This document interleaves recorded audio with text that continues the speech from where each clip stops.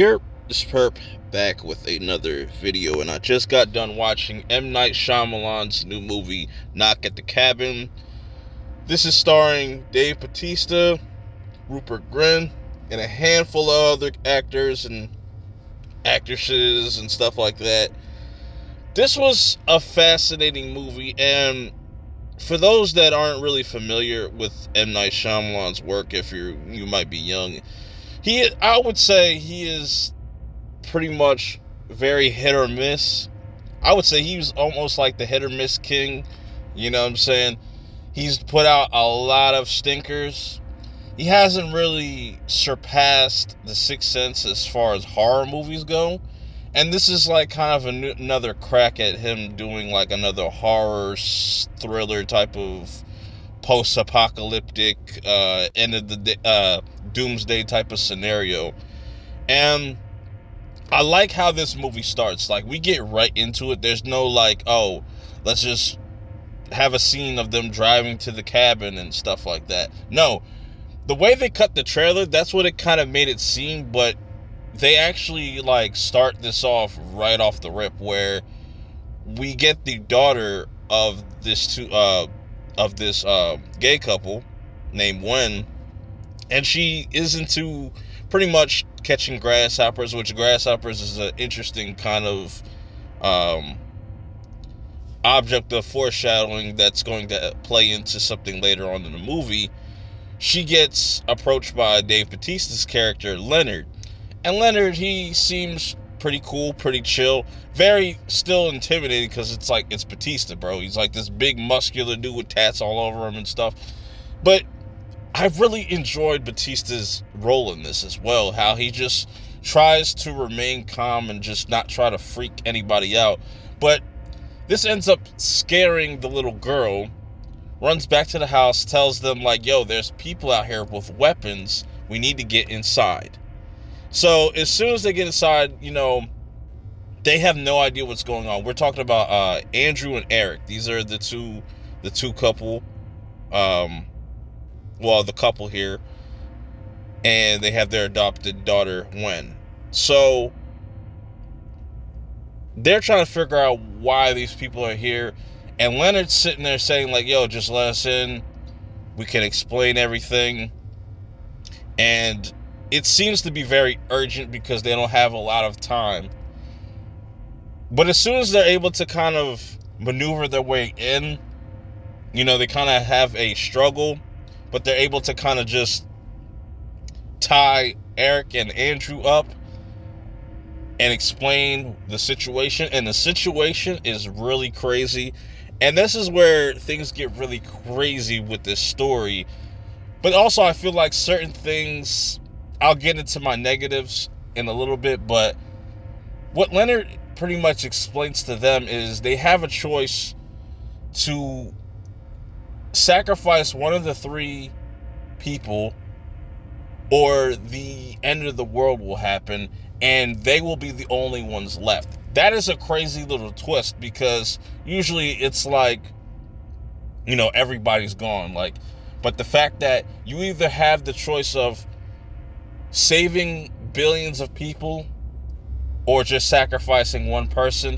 But there's a twist with the characters that show up here, because Leonard has three other people, like Rupert Grint, he plays Redford, and there's some interesting backstory with a lot of these characters as they explain. But also, I like how they put some of the backstory of these characters, like Eric and Andrew, and just how they came across adopting Wen. And that was cool, because that kind of breaks kind of tradition with these types of movies, where we're so used to seeing them drive to a cabin and then like, oh no, it's like a home invasion. But there's a lot of twists and turns where this becomes a film about trust. Who do you believe? And as things start to play out, you start to kind of question things, and then both Eric and Andrew have to make a decision. One doesn't really believe anything that's going on. The other one is like kind of having some type of revelation. There's a lot of biblical stuff that's going on in here, but the one that I really like is what's going on with the our main four antagonists, because they're not trying to like hurt them, you know what I'm saying?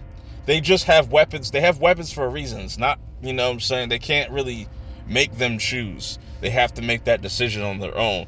And my negatives, though, are just the way certain kills play out. I just wish people would just grow a pair and just show some violence on screen. Because the way they cut it, it was a little anticlimactic. But like I just like the build up towards it. You know, it's very suspenseful, where one thing will happen and then it's a domino effect. And it's like, damn, is this really going on? Or is this just like a scam? What's really going on?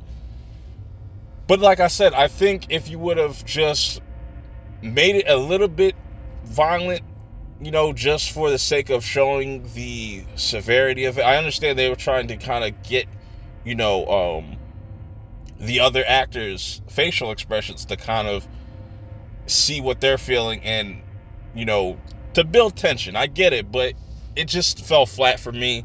It was really a negative. But I have no real other gripes with this movie other than that. I think this is a very entertaining movie for it only being like an hour and 40 minutes. Nothing felt really dragged or anything like that. I like the foreshadowing. I like the biblical references throughout the movie really early on, and just to start, like, we don't waste any time, and they still explain all these characters so you get to know each individual character, some that they might know from a past experience and stuff, which is pretty crazy. But I would definitely recommend checking this out if you're looking for an interesting, like, thriller type of movie to watch over the weekend. This might not be everybody's cup of tea. Maybe people might not like this movie at all. I don't know. Because like I said, M. Night Shyamalan is definitely very hit or miss. I liked Old, but this was cool too. You know, I have to kind of sit with this. It's got to kind of marinate. I probably have to watch it again to kind of see where it kind of... I got a good, you know, gist of where I want to place this as far as top movies so far of the year. It's okay. It's okay. It's not terrible. I just wish they would have went a little bit risky with the violence. They could have just... It just doesn't make sense to me when you make a rated R movie and you kind of cut away from the kills. It's just like, what's the point? Make it PG-13 then. It would have probably been a better PG-13 movie. I would have been like, oh, that was pretty dope. They didn't show any really kills or anything like that, but, you know, it is what it is. Like I said, let me know if you've seen this movie. Let me know your thoughts in the comments below. Until next time, I'm out. Peace.